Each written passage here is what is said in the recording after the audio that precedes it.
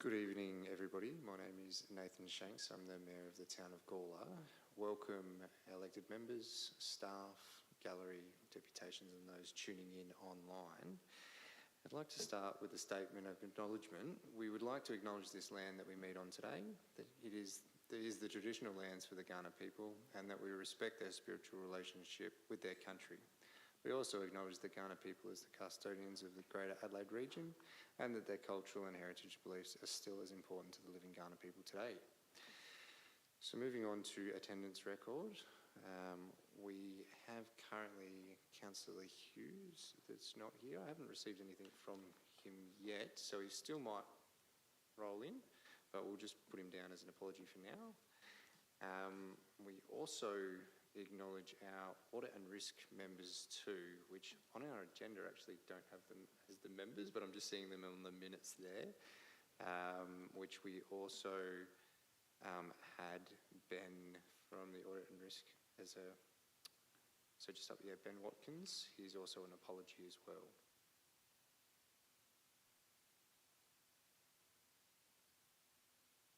Thank you for that. And we actually have Councillor Hughes, so if we can remove him from apologies. And we'll move on to motions to grant leave of absence. Thank you, members. Do I have any motions to grant leave of absence at all? I might just take any other leave of absence before we move on to that one. There be none. Councillor Davies, you're happy to move the officer's recommendation for the revoking for the Deputy Mayors. Do I have a seconder for that? You're happy to second. Councillor Lorna, any discussion on this at all? There be none. I'm going to put that to the vote. All those in favour? That is carried unanimously. Thank you very much. We have no leave of absence and no non-attendance. And we're just moving on to deputations. And I believe we have one tonight, Joy Makepeace. What a beautiful last name. If you'd just like to take the podium there, the microphone should be on. Thank you, Mayor Shanks. And also thank you for acknowledging the country and that we're standing on, and I too acknowledge the Kaurna elders past, present and emerging. And it's good to see some pieces like the flag and the shield, the Kaurna shield in the room. So thanks for the opportunity to speak tonight. I'm a proud Gamilaroi Murrawarri woman and a member of the Stolen Generation and someone with a long-standing connection to the Gawler region. I've previously lived in Kangaroo Flat and my connection to this community runs quite deep. My dear friend Mary Graham was one of the first Aboriginal women to live and work in this area and played an important role in establishing the Gawler Aboriginal Health Service. Some of you may know her name, which is now honoured in a street in Gawler, Gawler East, called Mullamar Way. Mary was also a member of the Stolen Generation like myself, and we stood together at the National Apology in Canberra. I often reflect about how proud she would be to see that the work that I'm doing is coming to life. So I'm here today to reflect and present to you a meaningful initiative that I'm about to run in about 10 days' time, the Reflective Healing Retreat. I'm going to hold it out at Riverdale Spiritual Centre on the 1st to the 3rd of May. This retreat is a culturally informed, trauma-aware space designed to support healing, reflection and connection. It brings together both Aboriginal and non-Aboriginal facilitators, participants, with a strong focus on women's wellbeing, cultural safety and community connection. To my knowledge, this is the first retreat of its kind in this region, offering reflective healing practices in a culturally safe and inclusive way. The retreat is being held at Riverdale, which some of you may have spent some time there this weekend because they hosted the Goodness Me Festival, which brought new visitors into the region. Pardon me.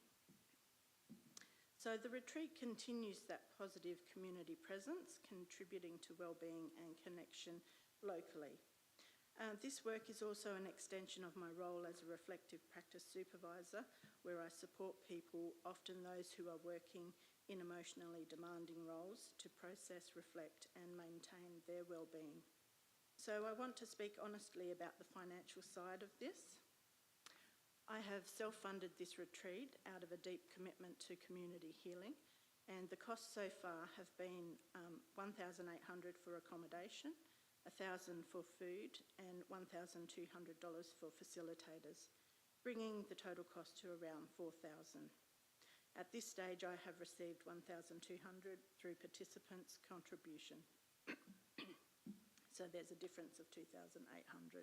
So the people attending are reflecting why this work matters so deeply. Among them are 5 mothers who have lost their adult children, a woman recovering from cancer, 3 Stolen Generations women, and an Aboriginal woman who recently underwent a second kidney transplant and is currently in recovery, just to name a few of the people who will be coming. The age range of the participants spans from people in their 20s through to 85 years young. Many of the women who would benefit most from attending are not in a financial position to do so, and I've made the conscious decision to prioritise accessibility. So as a sole trader, I do not have organisational funding and financial backing, and I also want to acknowledge that my own time and energy in planning and delivering this retreat is currently not being paid. I did miss the recent community funding rounds, which is why I'm here tonight. I am respectfully seeking any support that the Council may be able to offer to help offset some of these costs and support the delivery of this retreat. This is a trial initiative, something I felt strongly called to create in response to community need. My intention is to learn from this experience and, if it is successful, to then explore further formal funding pathways and partnership in the future.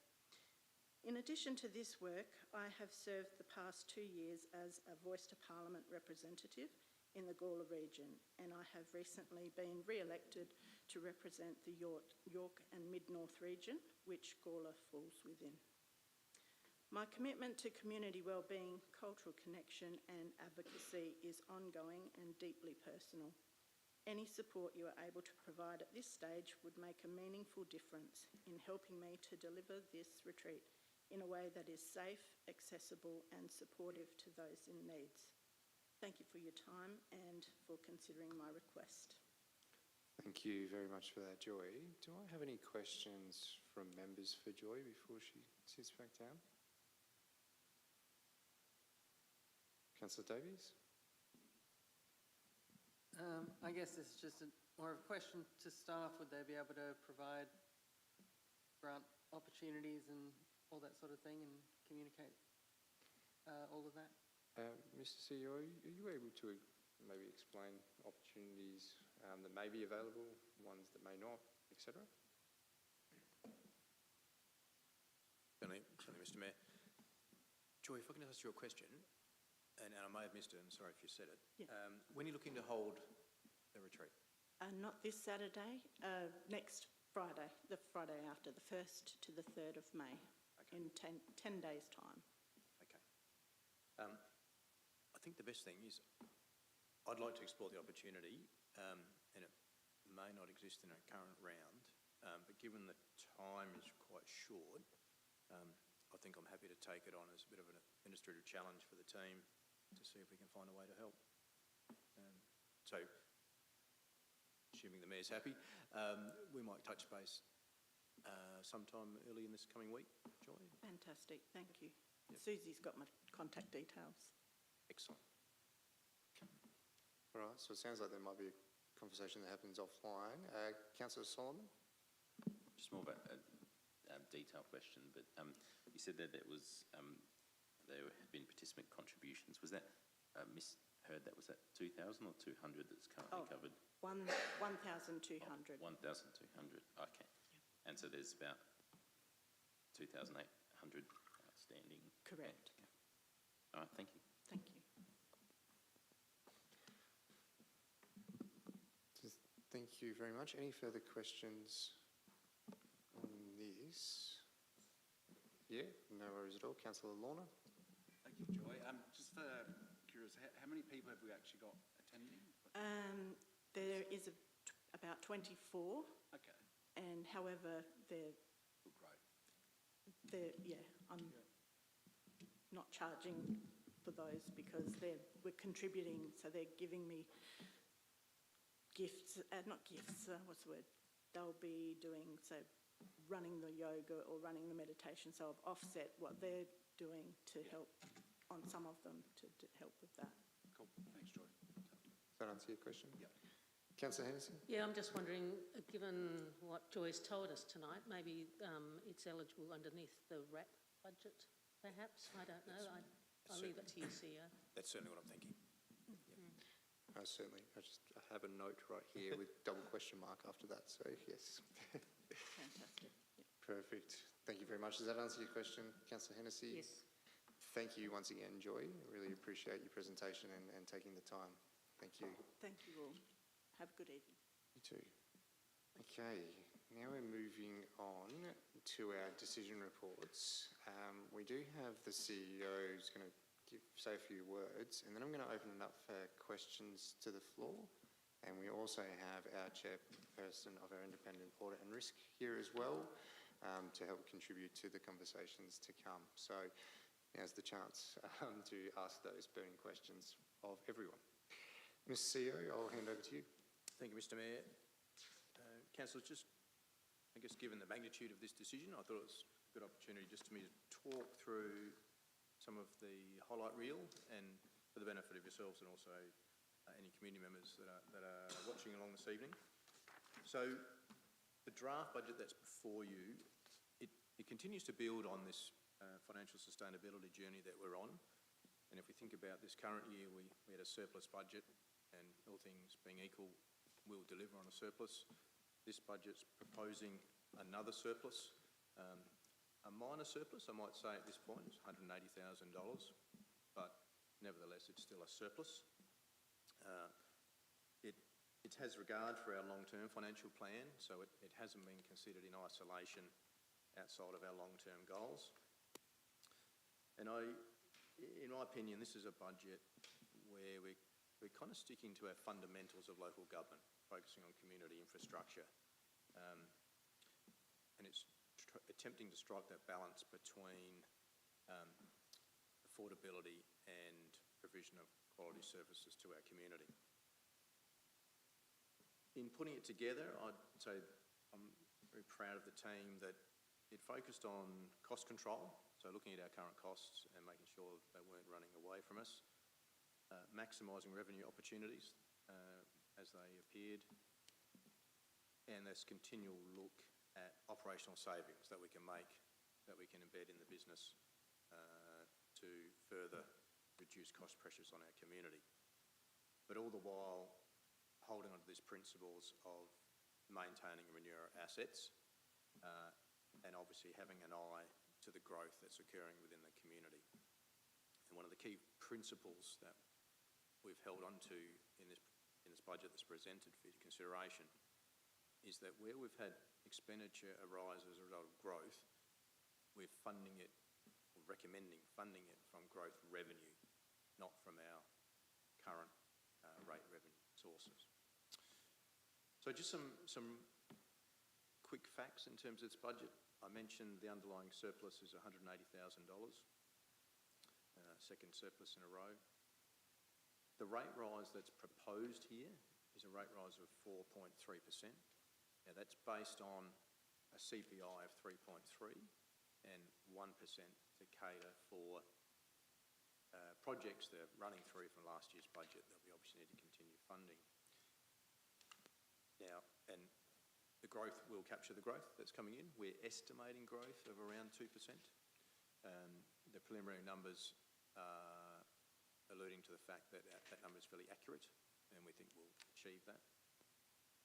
Just so we can get an understanding of what 4.3% means for the average household in the town of Gawler, that's a $90 increase per annum.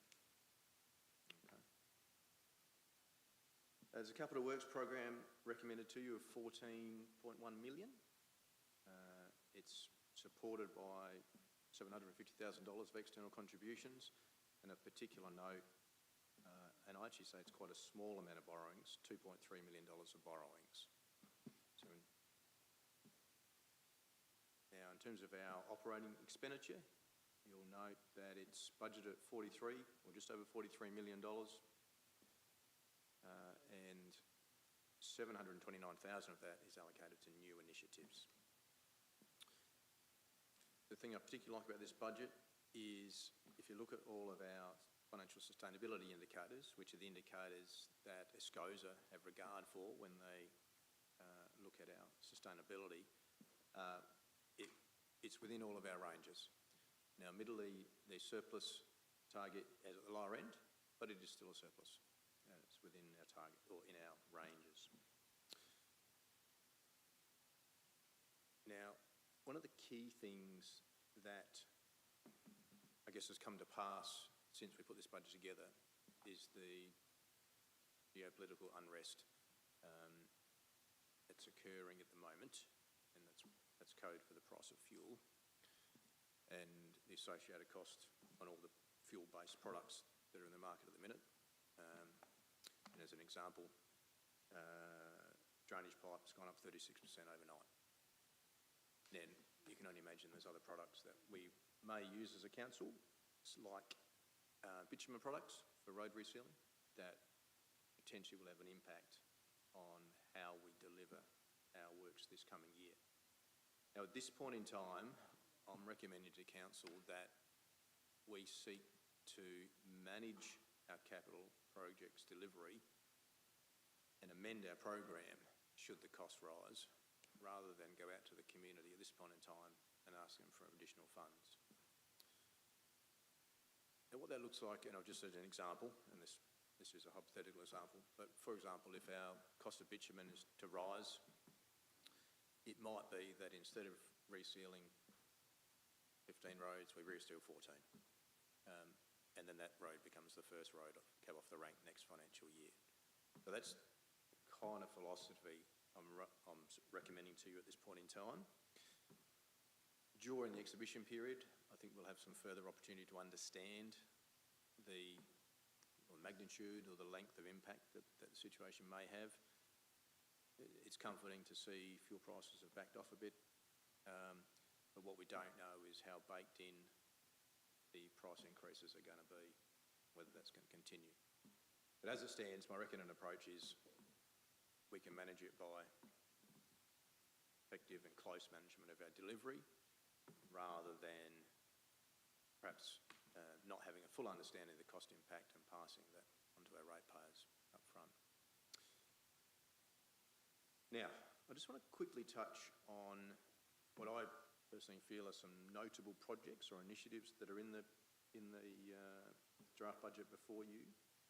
The first one, now I'm just going to start referring, it's in page 41 to 46 of the business plan that was in the attached document.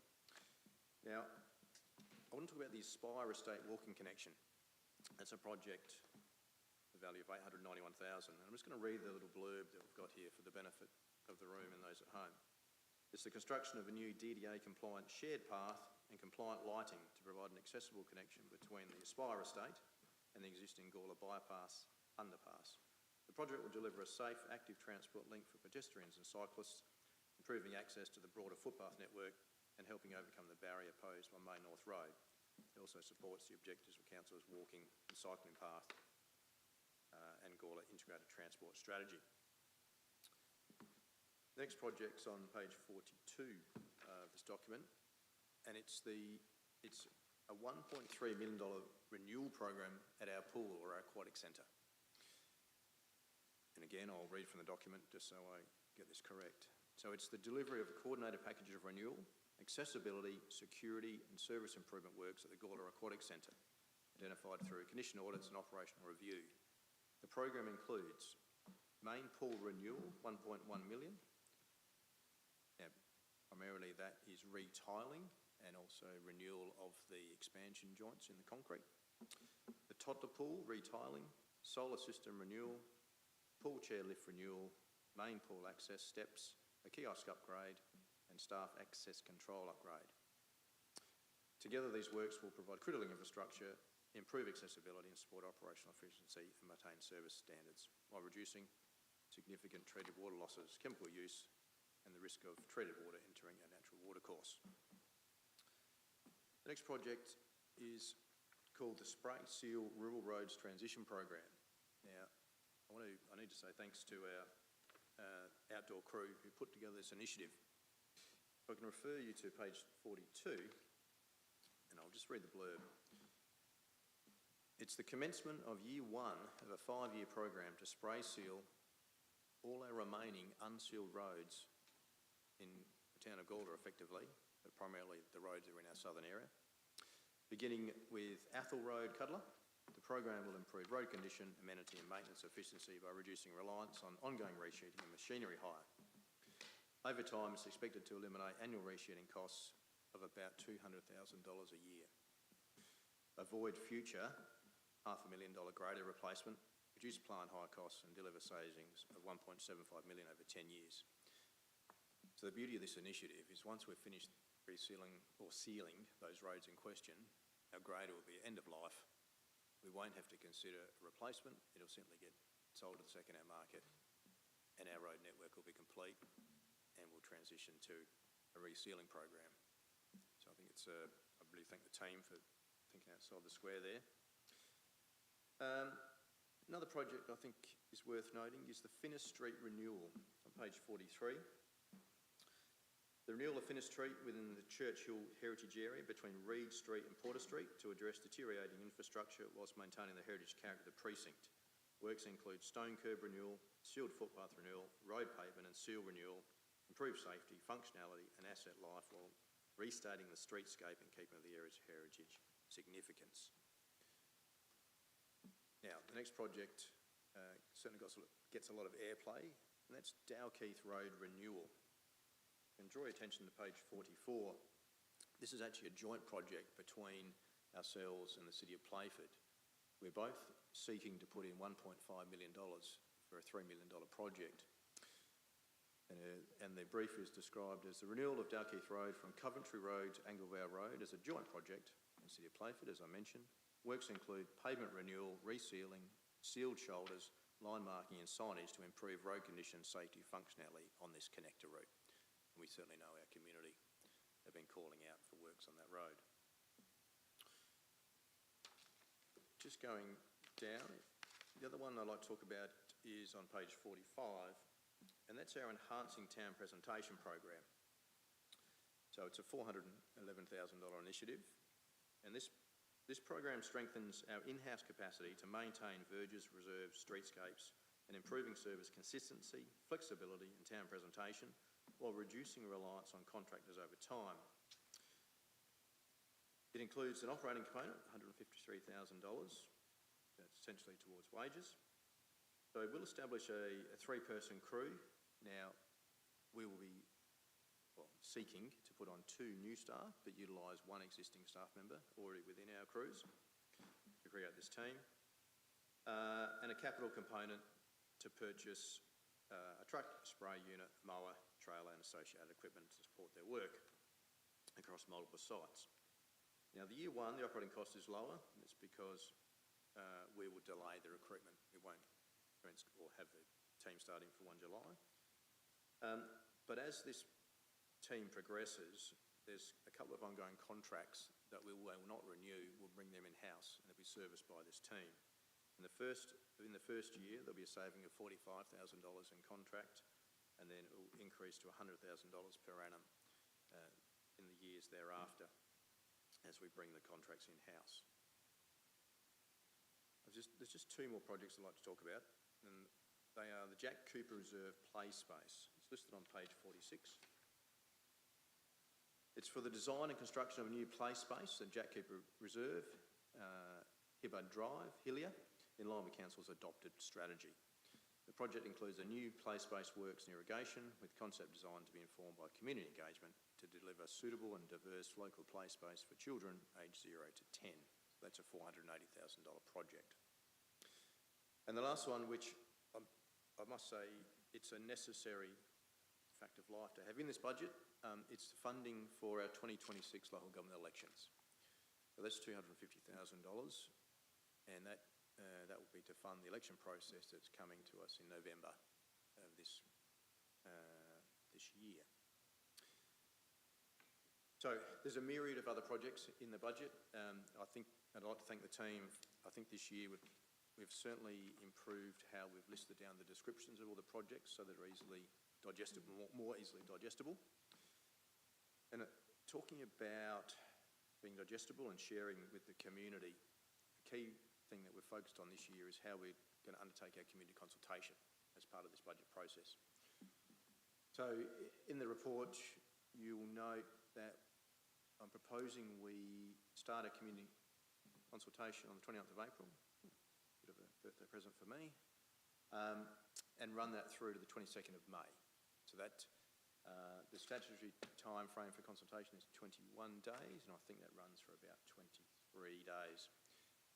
The one enhancement I am recommending we make this year is that, if you recall, last year we used to give the community an opportunity to come in for an hour during an ordinary council meeting and make any representations or comments to the budget.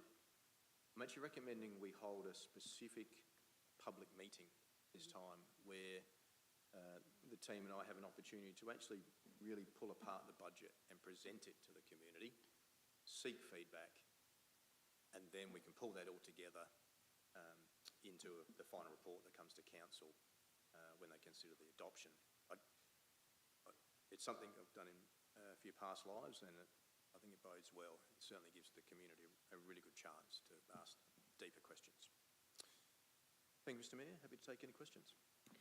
Thank you very much. I can see your hand up first, Councillor Davies. Yeah, so I guess just firstly, is there any difference between this and the budget that we sent off to the Audit Committee? No. No, that's what I thought. And I'm sorry, that was remiss of me, Mr. Mayor. I forgot to mention that this budget has been previously adopted by Council and referred to our Audit Committee, who considered the document and, as per the resolution, have recommended that Council considers this adoption for budget for adoption. I might actually take that opportunity, Natalie, sorry to throw you under the bus a little bit here, but did you want to provide a couple of comments as Chair of the Audit and Risk, and then I'll take some further questions as well. I have a microphone. Thank you, Mayor Shanks. It's really nice to be sitting here. I've been on the Audit Committee, I think, for almost 5 years, and where the position that Council was 5 years ago to where we are now, you know, having navigated COVID, and there was budget repair in there and a lot of focus on asset renewal. There's a reason why we're in such a strong position at the moment, and the fact that, you know, the increase is only 1% above CPI is really reassuring that, you know, Council is in a good position, which is good to see. And that's the result of a lot of hard work from the staff, the CEO, and of course, you know, elected members, to make sure that, you know, we keep focused on our strategic goals, and, you know, funds have been allocated accordingly. So yeah, that one foot in front of the other has led to the position we're in now, and especially with the world's economic uncertainty, it's nice, as opposed to, you know, a few years ago, it's nice to be in a strong position to start with, so, you know, you can weather the storm a little bit better than if, you know, you didn't have that, you know, the concrete foundations, so to speak. But yeah, so we've, you know, endorsed the budget, we're happy with it, and yeah, really proud of what the Council has achieved. Thank you for those words, Natalie. David, sorry, Councillor Hughes, I saw your hand up. Did you have a question? Just to query the CPI, is it 3.3? Is that the current CPI at the moment, or what's the forecast, please? Yeah, I might refer that, if I may, Mr. Mayor, just to Sharon.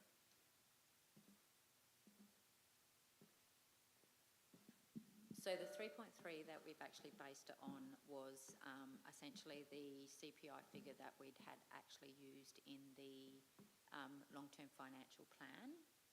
And so that's what we've actually based the budget on. I think, obviously, the March CPI will be coming out shortly, which we do expect that to be higher. The 3.3 was based on was pretty much close to the December quarter for Adelaide, which was around about 3.3, but obviously that was before everything else that's happened. So I think that there's probably some of those, that's something that we just probably need to consider as we're going through the consultation process as to whether we do think that we need to actually increase because of that increase in CPI on the longevity of that. I know that, I suppose, from the talk, that a lot of even if the political unrest fixes itself up quite shortly, in a quite quick process, we're probably still going to have that lag probably onto pretty much up to Christmas time, and probably maybe the biggest effect of that will be actually around that Christmas time.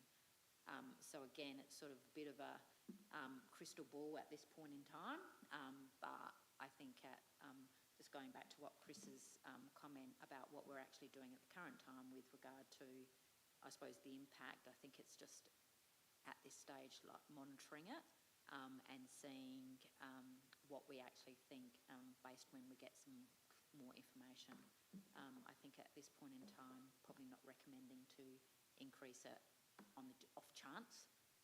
It's just how we actually manage it at this, unless something completely goes wrong that causes us to change our minds. Does that answer your question, Councillor Hughes? Do I have any other questions, Deputy Mayor? Thank you, Mayor. I've got a couple of, or a few questions. Just looking at the SCOSA report there, it talks about us coming into an operating surplus in the 26-27 year. Is it expected to be this next year? Is the first year we'll really have a operating surplus?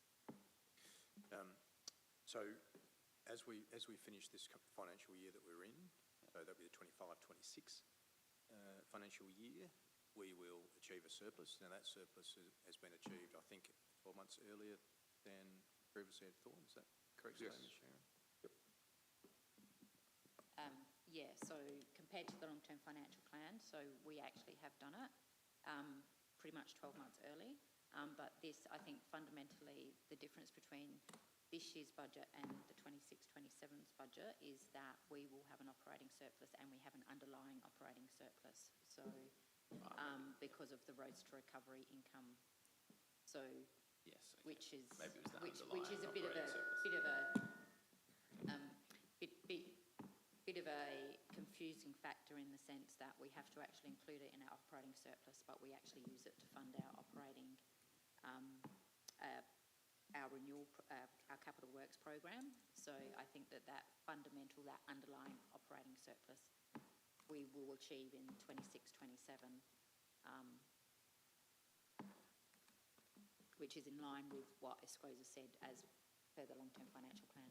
Yeah, I think that's what it's referencing here. So yeah, thank you for that explanation. Just out of curiosity, the impairment charge, which is mentioned in the 2013-14 year, what was that? The impairment charge of which ended up costing $9.1 million. That's mentioned in the SCOSA report. I'll have to I imagine take it that was on notice, but I think it might be infrastructure in investment. building. Yeah, so it was an Yeah. impairment of some buildings. Okay, all right. But I can confirm what the building was. Okay, cool, thank you. And just in regard to the consultation phase that we go through,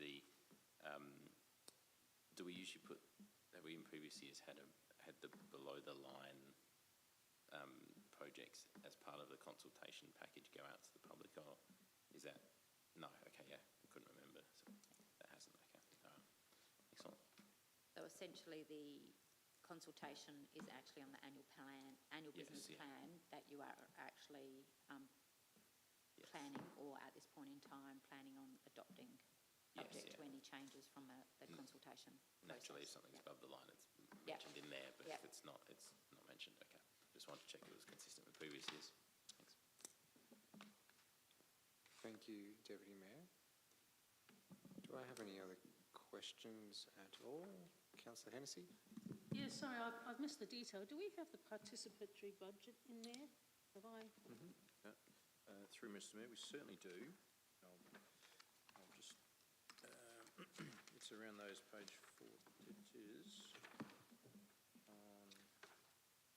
2 seconds. Yeah.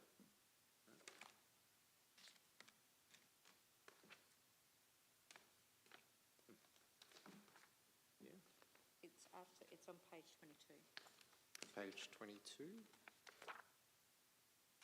of the plan, sorry. So it's following the, Yes, there it Yep, is. yep. So the timing on that then, given that we're going to go out for consultation on the whole of this document, when will we do the, when will we go out for the community voting for these projects? Well, I mean, correct me if I'm wrong, but should this item get up, then as part of the financial year 2026, 2027, then we will go out to the community After we pass the budget? once that line item actually gets ratified, need some then we clarity. go out to our community. Have I spoken correctly there?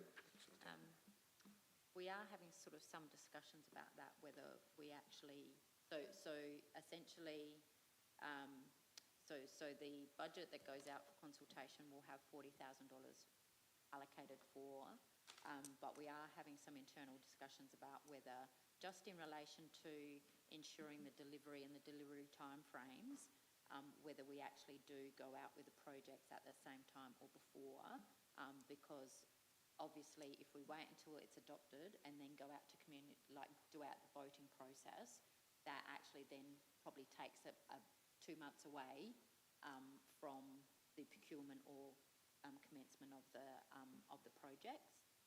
So I think we're sort of erring towards going out at the same time, or pretty much around about the same time, whether it's together or soon after.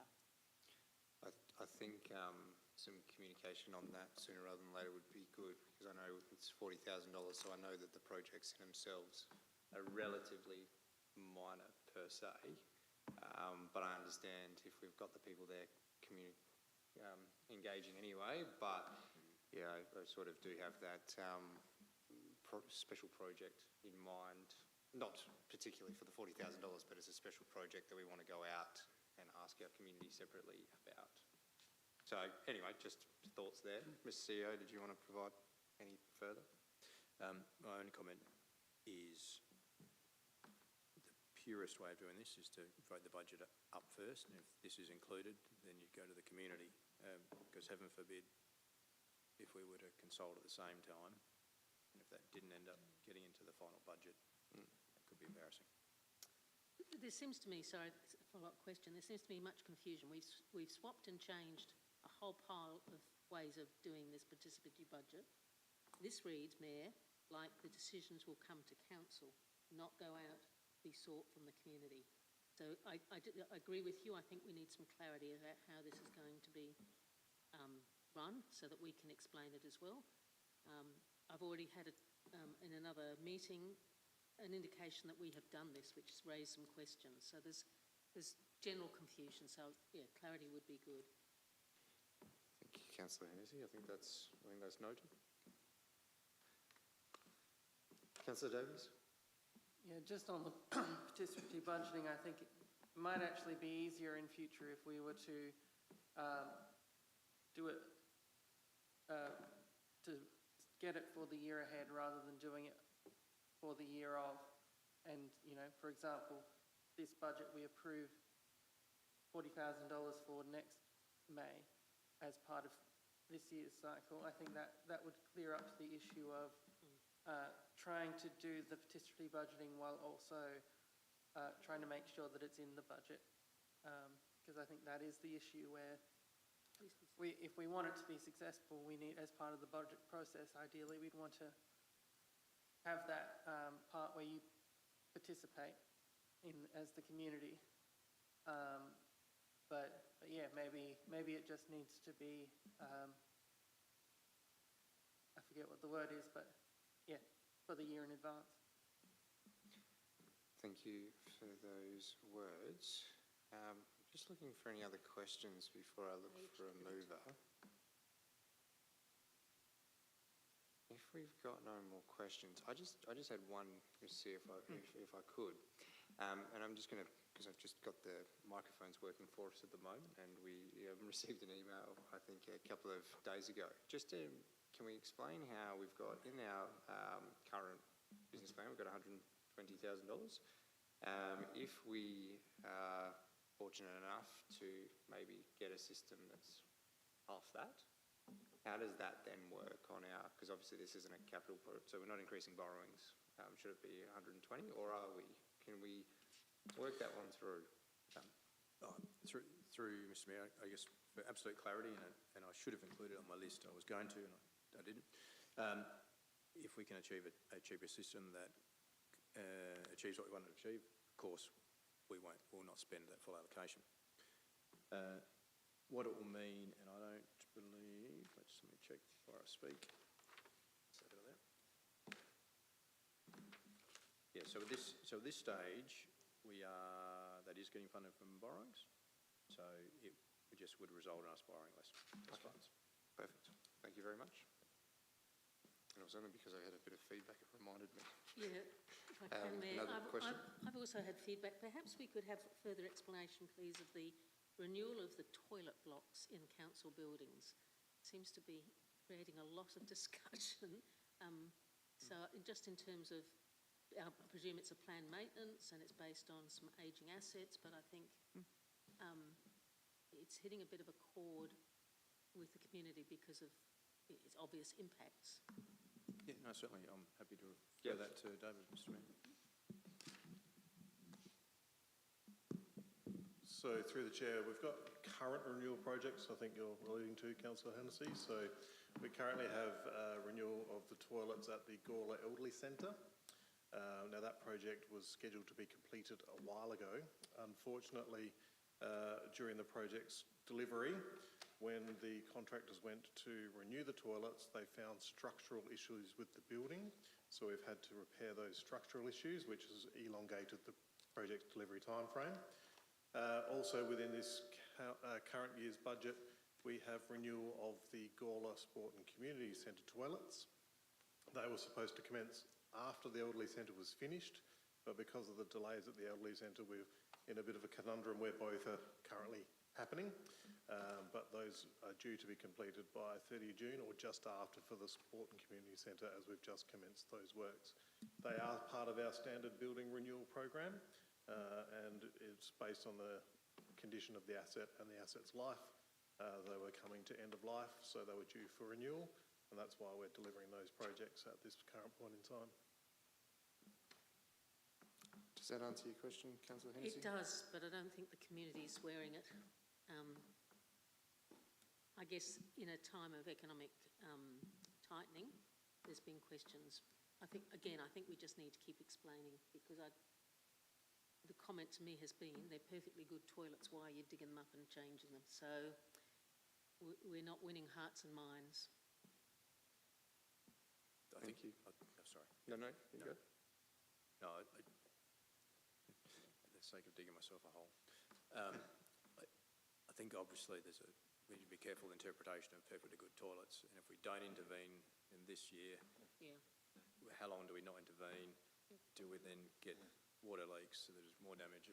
Yeah, so it's a bit about spending money in the right time and frame, but I do appreciate the lens that people are looking through. Thank you. And naturally, the questions come from why that toilet and not this one, and how we explain that messaging. It's certainly a challenge, and I think realistically we potentially could be better in that messaging in some cases, which I think we have the appetite to learn from those things. If there is no further questions, I might look for a mover. You're happy to move, Deputy Mayor? Would you like to speak? Thank you, Mayor. Let me just go back to the recommendation.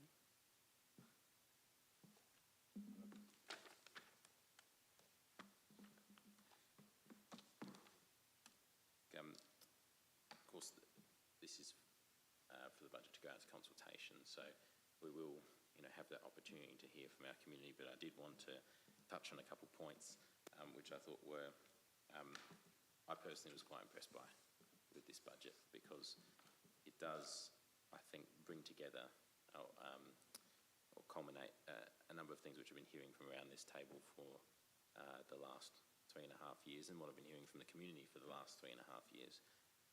Just looking and going through some of the items here, we're talking about protecting and maintaining our heritage through some of these projects. We're talking about collaborating with our neighbours on massive infrastructure delivery down with Dalkeith Road.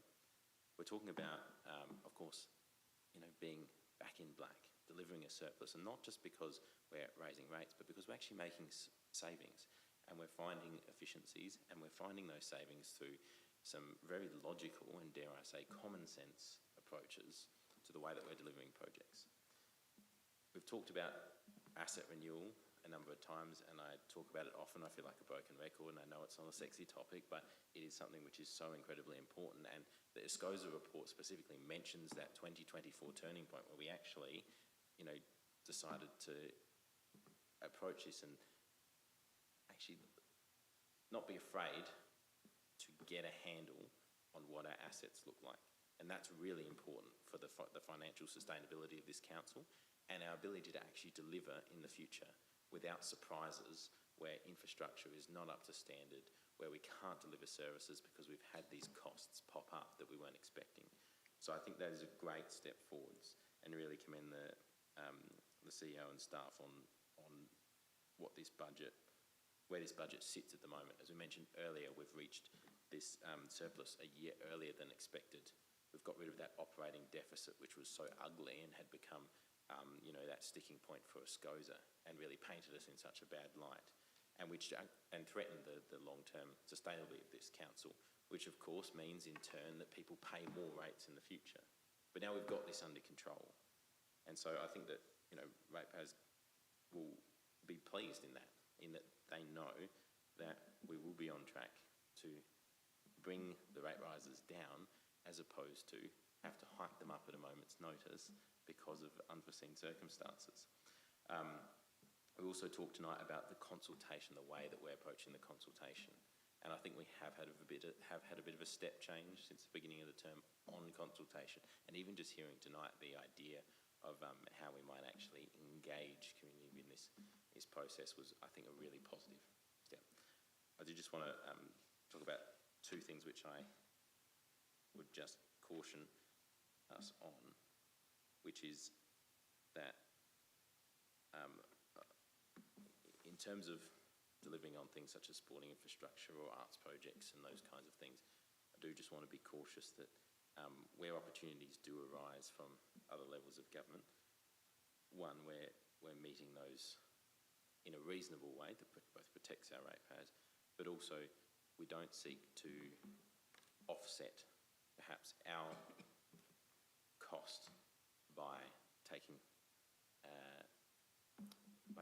advantage of opportunities which present us, rather than contributing to a larger pool of funding which will actually help us in the long run. So there's a couple of projects there which I think that we do need to have some further discussions about, including the youth mural and the Mule Fund, how we contribute to that in a sustainable way, but not necessarily just match it dollar for dollar for the sake of it. I think we do need to meet other levels of government part way. And the other concern I did want to just mention eludes me at the moment. It's good. Yes, just on the participatory budgeting. Personally, I just wanted to note that I don't quite agree with the methodology and the track that we've gone down here, because I think it detracts from the actual purpose of participatory budgeting. I'd much rather see that money go into something like community grants, where there is actually some genuine excitement and passion behind some of the projects, as opposed to perhaps the methodology that we have now, which I think was on people picking the least bad project, and it won't actually be liked, and it doesn't actually meet the objective that I think Councillor Davies was trying to when he introduced it, which is to engage people properly and more properly in the budget process. So personally, I don't agree with the methodology there, but that's just my opinion. Thank you. Thank you, Deputy Mayor. You're happy to second, Councillor Hennessy? Would you like to speak? Yes, please. I can't more strongly support your words, Deputy Mayor, particularly with the participatory budget. I think we really need to have a rethink. I don't think it's working properly, so I think that certainly needs. I also just wanted to thank the staff for the way that this budget is presented, not only in terms of a good balanced budget with a surplus, but the fact that it's now visually quite attractive. We've done things like amalgamate the infrastructure management projects. So that, for example, with the Aquatic Centre, we've put it all together. There's one spot you can read about everything we're going to reinvest in that significant social asset in our town. As I say, we've had lots of thoughts, and this year we're putting quite a considerable amount of money into making sure that asset continues. I'm pleased to see the ACOSA, or the Essential Services Commission, report in. I think that's, while it's even more reading for the members of the public, it very clearly states why we are taking this very tight control of our budget in terms of making sure we are sustainable. We were deemed to be potentially unsustainable, and now we're moving back into a mostly sustainable. And in terms of a lot of councils in this state, we have done we've done the hard work, and it was lovely to hear Natalie reinforce that.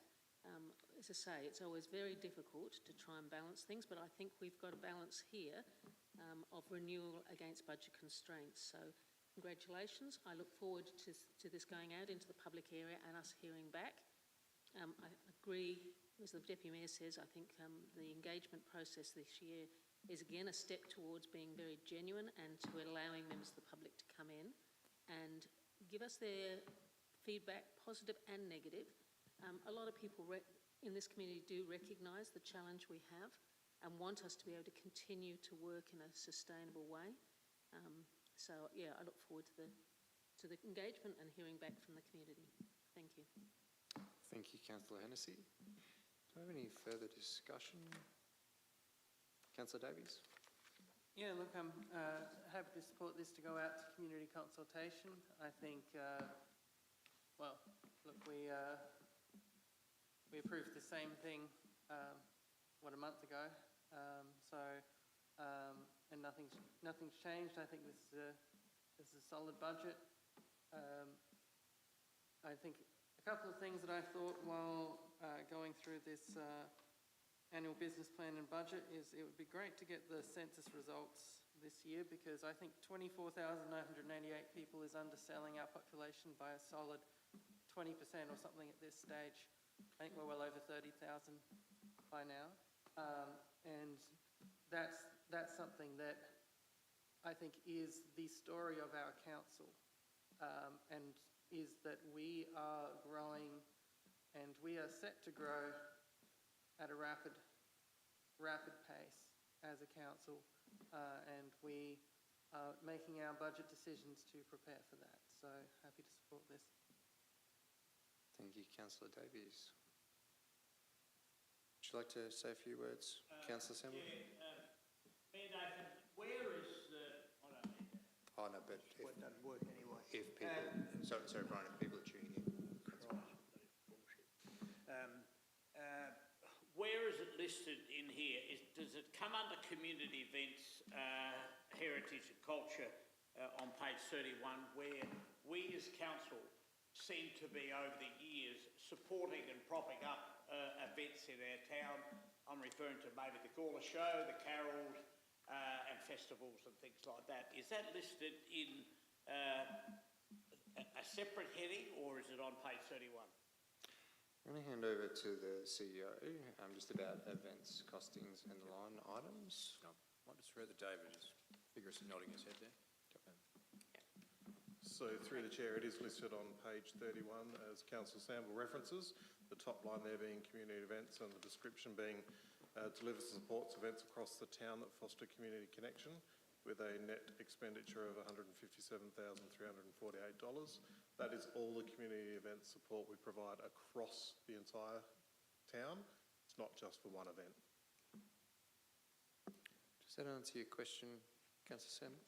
Well, only should we list it that we're supporting those major events? Because, well, one, for instance, the Gawler Show, I mean, a fantastic event and an event that we can all feel proud of in our town, along with the Christmas carols and things like that. They're not actually headed for the community to see that we support. So through the chair, that level of detail isn't in the annual business plan and budget document. However, council does receive an annual activation budget update report that is due to come through to council, I think it's in July, once the budget's been adopted, which then outlines which events and what values we are supporting them for. So that will come through to council in July. Correct me if I'm wrong, Councillor Sample, but I think the feedback there was more about $157,000 goes to maybe the Gawler Show, carols and the like, and whether or not we could advertise that in our document for those that are reading it. Was that fair and reasonable comment? Just so we can give those examples of what $157,000 gets us throughout our event calendar in the year, noting absolutely we get the reports coming through council, but maybe articulating a little bit clearer. We can do that. Is that a fair request? Does that answer that question, Councillor Sample? No, perfect. No worries at all. Did you have any other questions, Councillor Sample? Did you have any other questions at all? No? Okay. Is there any further discussion? I think we've only got 2 members left. Do you have any comments that you would like to add? Councillor Lorna? Thank you for that, Mayor. Yes, obviously it's sat through on the Audit and Risk Committee as well. I'm liking how we're thinking outside of the box of doing some works by purchasing the grader to carry out a heap of works and then being able to flog it off afterwards. I think it's a very smart move. Looking to bring a lot more resources into the council capabilities. Obviously, fan of that kind of thing as well. The renewals that we've gone through, we've come down to 4.3. It's not fantastic. No one's really going to be happy with it, but in these times we actually don't know where we're going to sit. We've taken a lot of precautions in regards to the fuel crisis that's hitting us, what's going to come to us some more. At this point in time, I'm happy to support it, move it forward. I'd really like to get it out to the community and see what they've got to say coming back to us. So that's that at the minute. Thank you. Thank you, Councillor Lorna. Councillor Hughes? Just another question, if I can. Just on the affordability of our rates, and what's the percentage of people that are on a plan or behind on their plan? It's one of the audit committee sort of looks at that, but just how's that tracking at the moment? Thank you for the question. Ms. Seo? I'll get the team to answer the specific question, then I'll talk about affordability broadly. We might need to take the actual data on notice. Yeah, is that on? So we will get back to that detail, but we actually have a lot of our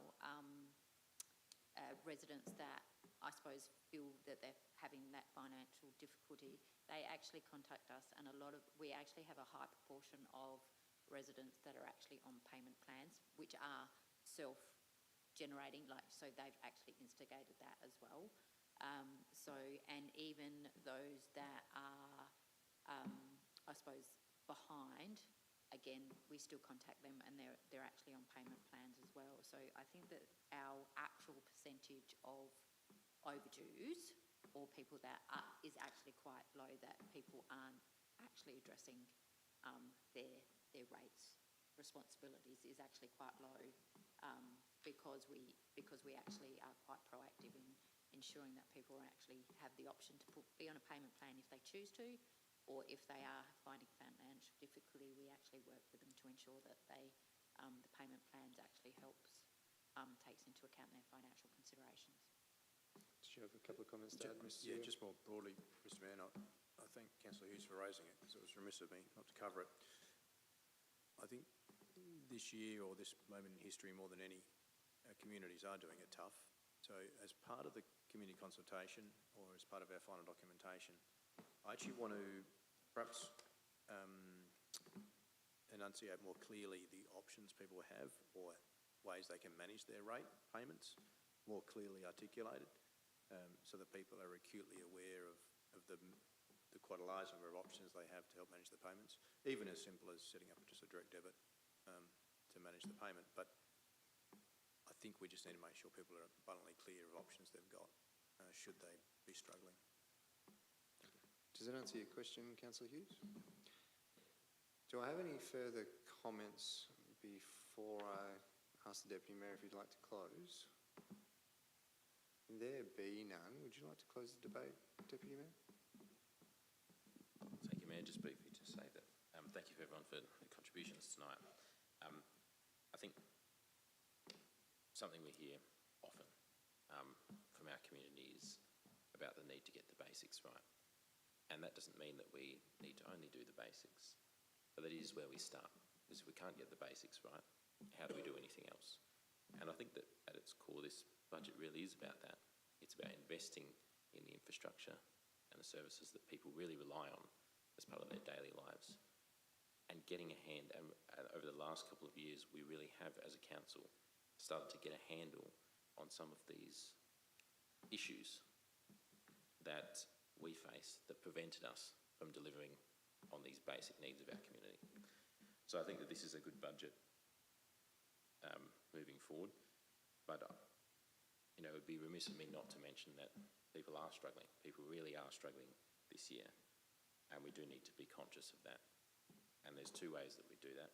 One is to make sure that the rate increase is not too onerous, but the second is to make sure that we're actually getting value for money and that people are getting the services that they need delivered for their rates, and in a way which creates savings in the long run and means that this council will be sustainable, and then in the future we don't have to come back with our hand out for more money because we didn't do the right thing, because we weren't conscious of the cost that not getting these basic things right has on our community. So we do have that duty to be really cognizant, to be conscious of the impact that not getting these things right has on our community, and how we make these long-term investments that do secure sustainability for this council and look after our ratepayers' interests in the long run. So thank you to everyone for their contributions, and really looking forward to hearing back from our community on this important budget.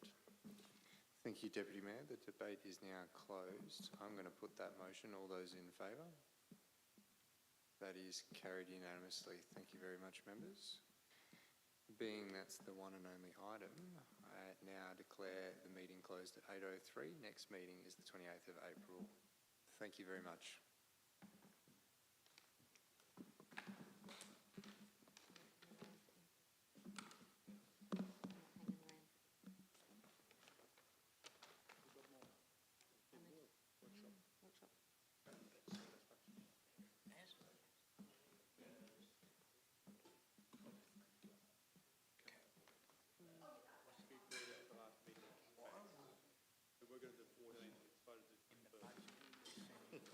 Yeah, I hear what you're saying. I think David's saying there's about 20 things that we have to, there's about 20 things that the reactivation project. Oh, there is?